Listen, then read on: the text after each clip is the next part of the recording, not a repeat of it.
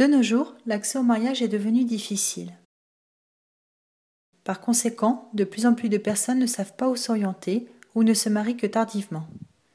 Afin de réagir à cela, un site de mise en relation, et non un site de rencontre, est proposé. Un procédé 100% gratuit.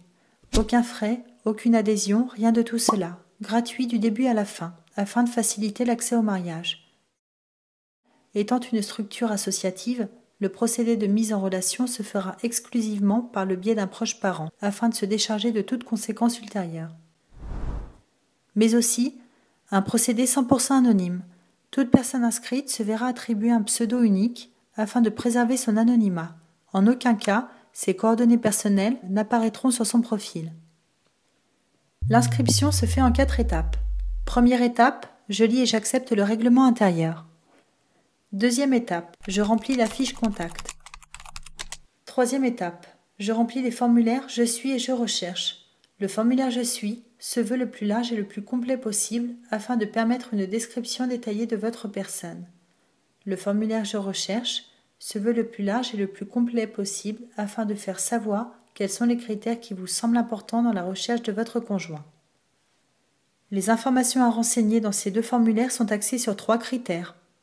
Les critères religieux, les critères socio-professionnels, les critères physiques.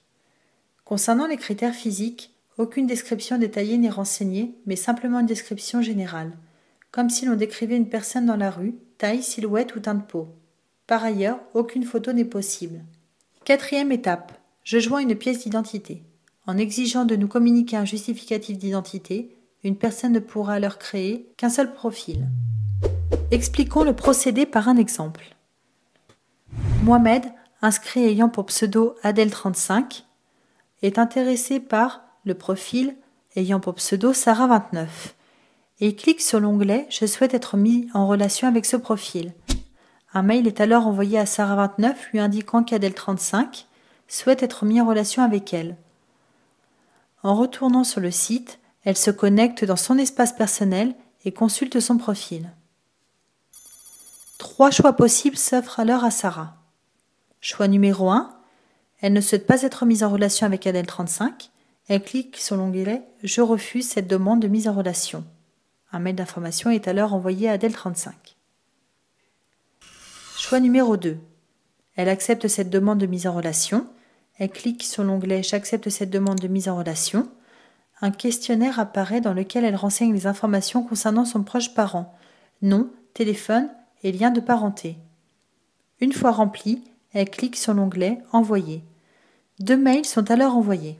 Un à Adèle35, lui indiquant que Sarah29 accepte sa demande de mise en relation et qu'il sera prochainement contacté par l'association pour lui remettre les coordonnées du proche parent concerné. Le second mail est envoyé à l'administrateur avec une pièce jointe concernant les coordonnées du proche parent de Sarah. Choix numéro 3. Sarah29, hésitante, préfère d'abord poser certaines questions à Adèle35 avant d'accepter ou de refuser sa demande de mise en relation. Elle clique sur l'onglet « Je souhaite d'abord poser des questions ». Adèle35 reçoit les questions posées par Sarah, y répond, puis clique sur « Envoyer ». Sarah29 reçoit les réponses et décide alors d'accepter ou de refuser la demande de mise en relation d'Adèle35. À partir du moment où Adèle35 a cliqué sur l'onglet « Je souhaite être mis en relation avec ce profil », il ne peut plus cliquer sur l'onglet d'un autre profil. Pareil pour Sarah.